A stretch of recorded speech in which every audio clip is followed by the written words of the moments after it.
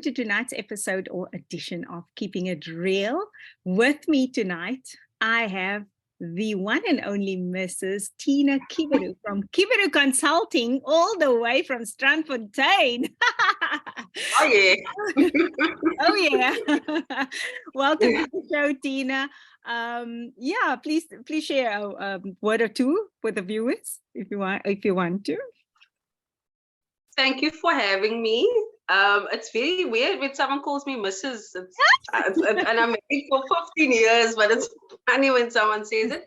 But thank you for having me. I love the name of the show, Keeping It Real, because otherwise, what's the point? Yes. So I'm very excited to chat to you and your listeners. Yeah, thank you so much for taking time. I know you guys, you also have a lot of balls or a lot of hats that you wear. I mean, you're a mom, you're a consultant, you're a businesswoman, you're a singer, you're a wife, you're a lady of the church, a church girl, Jesus girl, everything.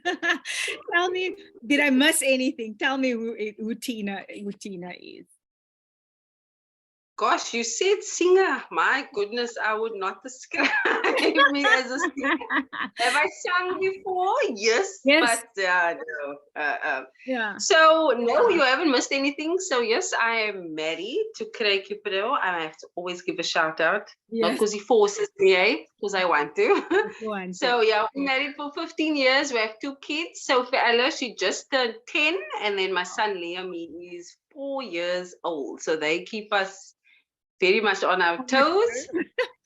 And then we own Kiberu Consulting. As you said, I'm a business owner, and then very much in love with Jesus, as you said, and active in the church.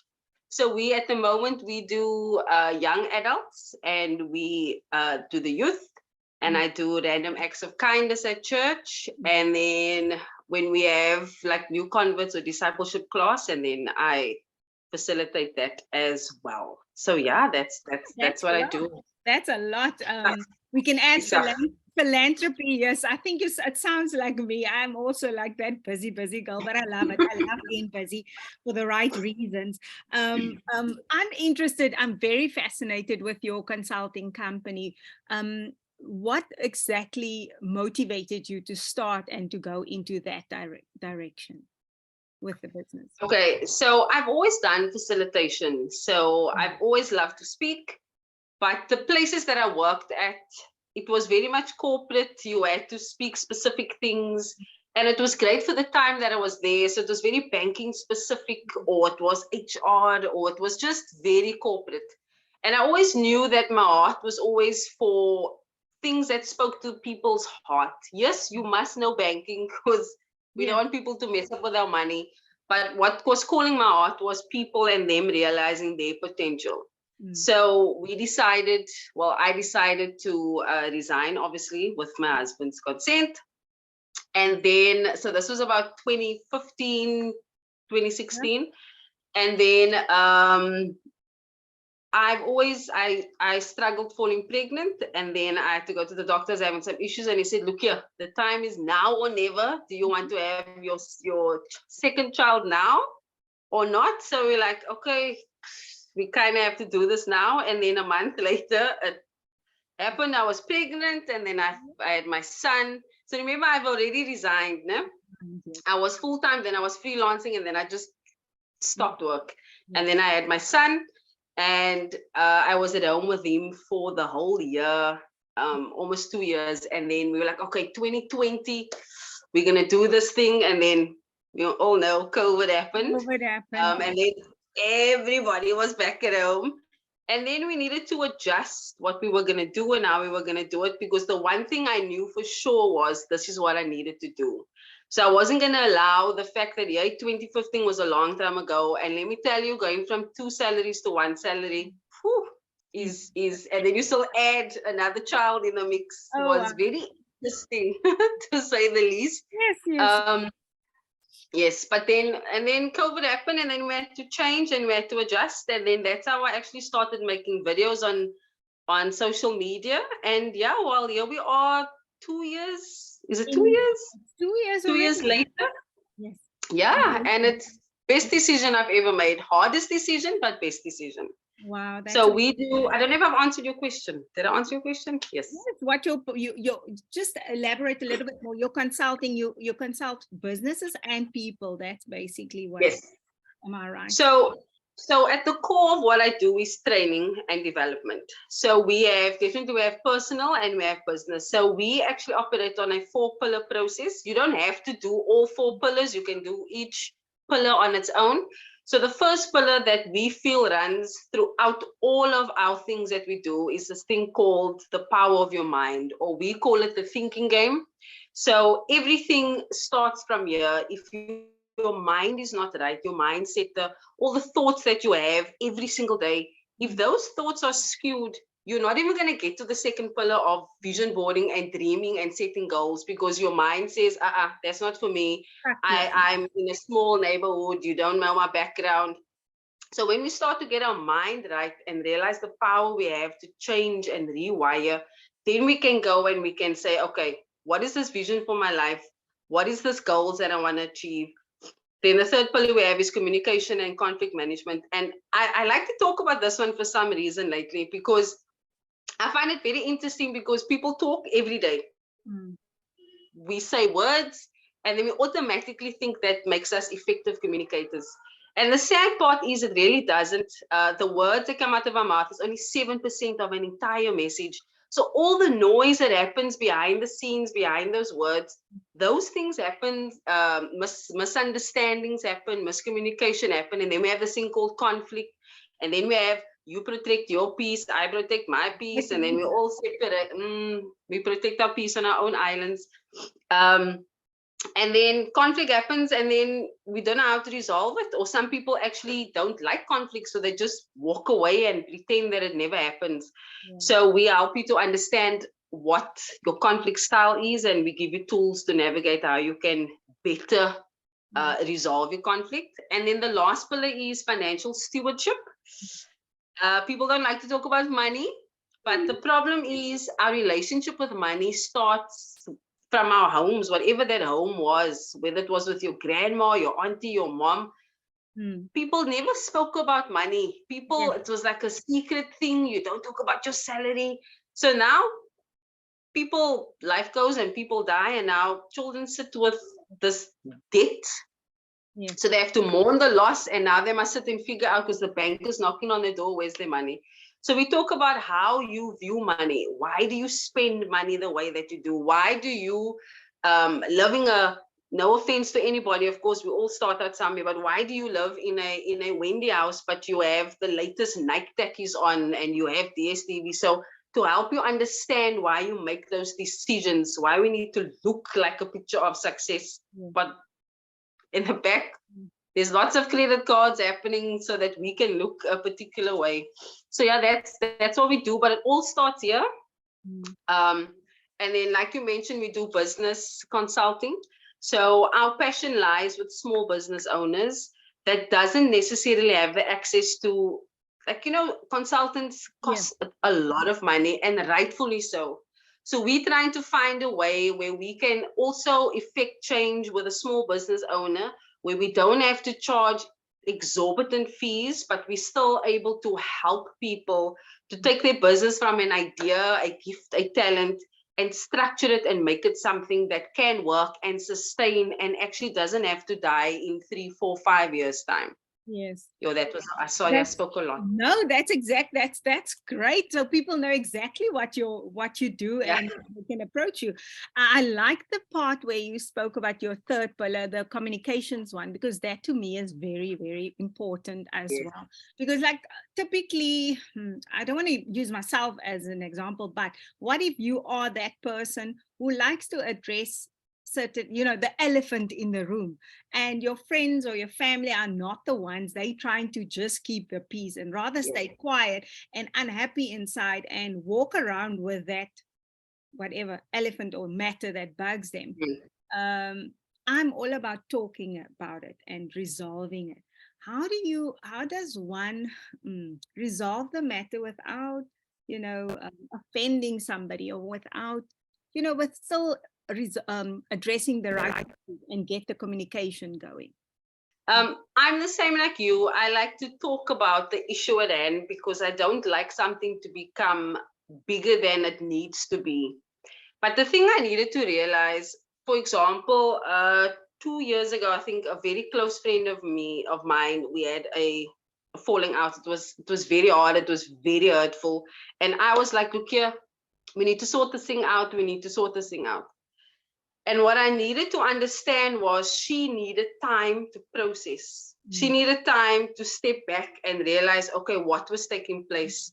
And then later on, a few months, we found ourselves at a place, and I was like, look here, because now you're talking about the birds and the sky, and I'm like, dude, there is a massive, yeah.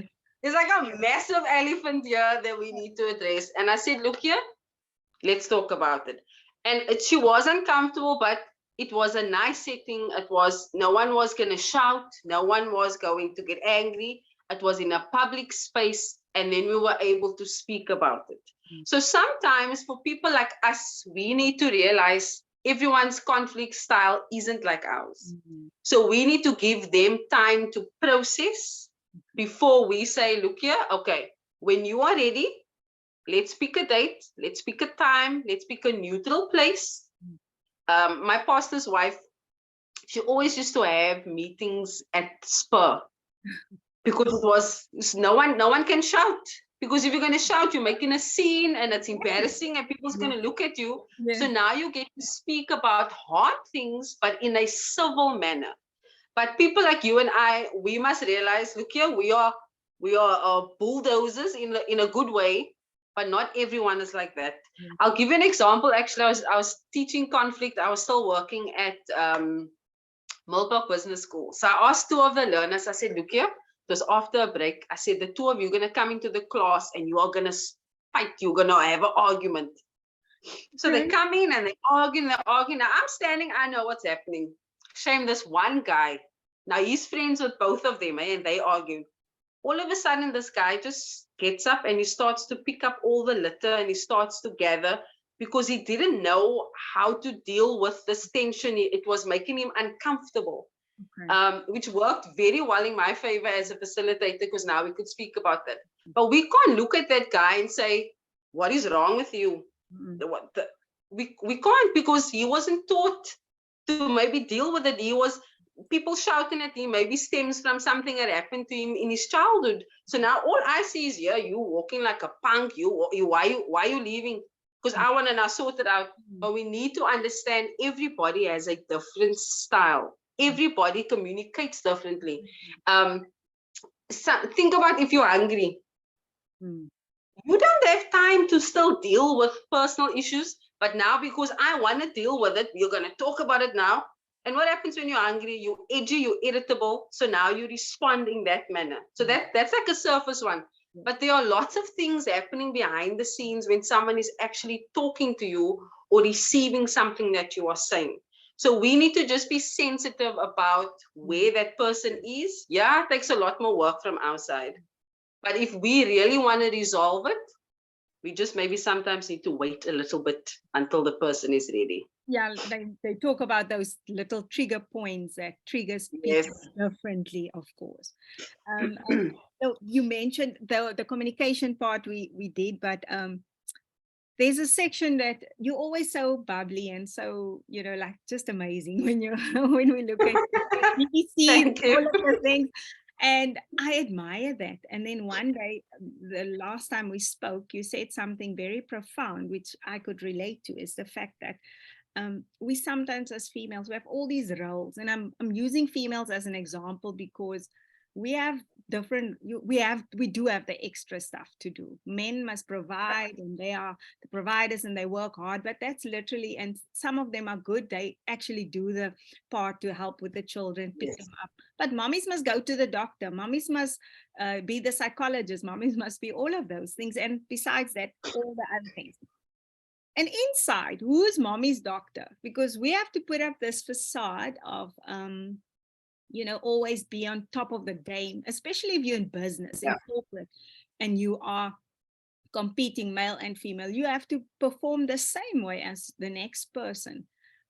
But when you're broken inside, how do you deal with that situation where you have to keep all the balls in the air? You have to be on top of your game and, deal with the little traumas in the back, because we all have those little triggers and traumas that happen.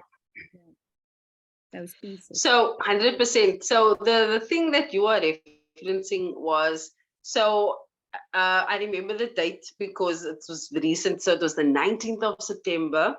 And my son got ill and he had like a fever fit. We've never experienced it before. Eyes rolling back, pale, the whole works, and we're rushing into hospital, right? So from the 19th of September up until probably a week and a half ago, yes, it was just very stressful, a stressful period for all of us. So he was sick for a long while. He was in hospital 3 times, tonsils, fever, dehydration. It was just, there was no sleep. It was just exhausting. Now, besides that, you still have your business to run. You still have places that you need to go speak and train and show up. My husband studies part-time 2 nights a week from 6 till 9:30, Tuesdays and Thursdays. My daughter does dance and they were busy with the production. So they had dance practice a lot. It was a lot. Yeah, it was a lot happening. Yes. And I didn't realize my son getting sick, how actually that was actually very traumatic for all of us. My daughter found him in the room and it looked like he wasn't with us anymore. Wow. So it was very traumatic. And you must still cook, you must clean, you must do all of those things. All of the above. And so when I saw you, so when I saw you last week, I don't know, I was probably, I don't know, I was probably in a space where I was like, okay, I was ready to just exhale. So Lisa, what I done was what I believe. So if I'm there to do work, so I was there to speak at BBC. So I'm gonna do what I need to do and go home and then do whatever I need to do. But this week I decided. So this week I decided, you know what? I'm gonna give myself some grace. I'm gonna, because there were a few balls that I dropped, a few people that I didn't get back to, 2 clients actually. And I couldn't, I didn't have the mental capacity to do it because I was just exhausted. We weren't sleeping much. And so this week I was like, you know what? During the day, I'm gonna do the bare minimum that I need to do for business because I'm a business owner, so I still need to do some things. And then at night, I'm just going to watch TV. So I'm doing 2 things. At night, I'm just sitting and I'm watching nothing. Just so that nothingness fills my mind. But also the thing that I'm doing that I neglected to do, which I hate neglecting to do, was feeding my soul. Yes. So now it's very important to me to pray and to have worship songs and to write in my journal and to read the Bible. And I didn't do that as much as I needed to. And it's not that God's standing there going, oh, what's wrong with you, my child? I didn't have the energy or the strength. And then the funny thing is I realized it's exactly the thing that I needed. So my encouragement is that sometimes there's places that we're going to have to show up. We're going to have to put on our face. We're going to have to do what we need to do, but allow yourself space. So for this week, I'm not really meeting with people. I'm not really doing a lot of things. I'm just filling my soul and having time out. And I was so grateful. That's a funny thing, but I was like, my son is at school for the 2nd week in a row. That hasn't happened for a week. Yes, and you're crossing fingers. That hasn't happened for a long time. So yes, sometimes we do need to wear all the hats, but sometimes you also need to give yourself grace. And if you drop a ball, apologize. There's nothing you can do about it. The ball dropped. Yeah, if you don't, the thing is, if you don't feed your soul or you don't take time out, your body has a way of forcing you to take time out. So if you don't do it, you don't want to, at the end of the year, you land up in hospital. Yes. Because your body can feel the stress, your body can feel the anxiety. Your body cannot live with that level of anxiousness for a long time. It cannot, it's not made that way. Right for that. So I have forced myself to take time out. So I would implore females to force yourself to take time out. If you can't take a week, take a day. If you can't take a day, take a morning, take a lunch break. Just switch off, because you have to. You have to. It's like that 15 minutes or you just need to have that 15 minutes a day, or start off with 15 minutes a day. Yes. But the one thing I also realize is that besides the fact that you have to show grace to yourself, because you can't feed or help with you can't pour from an empty, is the fact that it's okay not to be okay. For a long time, we had to show we are Iron Woman. We are this cosmopolitan girl that can, look fabulous and work and be this as CEO and be a mother and a wife. You have all of these things, but it's okay not to be okay in certain areas of your life. 100%. It's such a false narrative that we've been sold for so long. And social media doesn't help sometimes, because we just see how perfect people's reels look, and you're like, oh, I wish my life was like that. You're like, no, behind the scenes, if I must show you my kitchen, I will show you the cups and the dishes. I was like, I don't care. My mommy always used to say, all of the people from that generation, what if someone comes to your house at night? You can't go to bed without you can't go to bed with a dirty kitchen, man. It can't. So that is a false picture. If someone is telling you that is their life, then I'm sorry, they are lying. I'm going to be as bold to say that they are lying. Yes, there are seasons in your life where things work. Yes. But then there's seasons where it's hard and it's a lot. And you are allowed to cry, and you're allowed to say, Lord, I can't. Life does give you those little disruptions, unfortunately. And it's how you deal with a change. I think that is what we need to approach. Beautifully said. 100% agree. Yeah. And then you inspiring a lot of people with your with the training, and I'm sure church, what you do in the community. So who inspires you? Who is where do you draw your inspiration from besides God? Sure, that's a very good question. I remember Sarah Jakes Roberts. I remember when she first came onto the scene, and I was like, who's this girl? And then she started sharing a story. Wow. And I was like, T.D. Jakes' daughter, you must not know. T.D. Jakes' daughter was a teenage mother. Yes. They didn't eat the Holy Spirit for breakfast. What is going on here?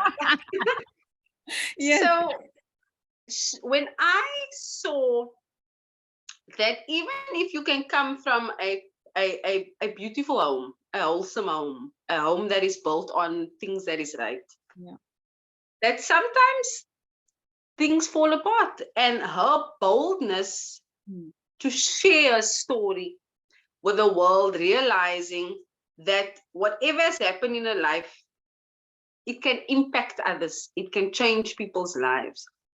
So that really, really inspired me. And if I see her now, and how she commands the stage, and she fills up, she speak the other day on as if I was there, on a podcast thing. And she said, 12,000 women are at Women Evolve. I was like, goodness gracious me. She speaks to 12,000 females, and that is in person, never mind the amount of people that sign on. Yes. And she started by being authentically true about who she was, the journey she's been on, and the journey that God has taken her through. So she inspires me to share my story with whoever is broken and wants to listen. Not because I want to speak to 12,000 women. That's really not my intention. But it's the authenticity that she shares it with men. And you see the growth, and you see the healing, and you see how her life has changed because she was willing to take her broken pieces and give it and help people. Now, I'm not saying everybody is going to speak on a stage with their broken pieces, but she truly inspired me to own my story, to share it, and yeah, to help inspire other people. So she's a huge inspiration to me. Wow, yeah, she is very powerful. She is powerful. So, tell me, you've achieved a lot as well. What is there anything that you still would like to achieve? Any future plans and goals that you're working towards? Of course, goodness. Let's stop dreaming. Yes, yes. Yeah. Now I've got big dreams. I do. The thing that I do is speaking. The thing that I love to do is speak. So this is a silly dream to others, but I remember when I went to a graduation at Millpark Business School, and the learners were graduation. So there's like a speaker Yes. that addresses and I was like, I want to be one of those speakers at a graduation. Wow. You can never believe, on Saturday, I'm actually speaking at a graduation. Kenny from Business Breakfast Club made the connection, and I was like, yo, I didn't even put this on my vision board. It was like a secret little It knows your heart. design. Yes. And so I'm very excited about that. I just have to look fancy though, so I have to like wear heels.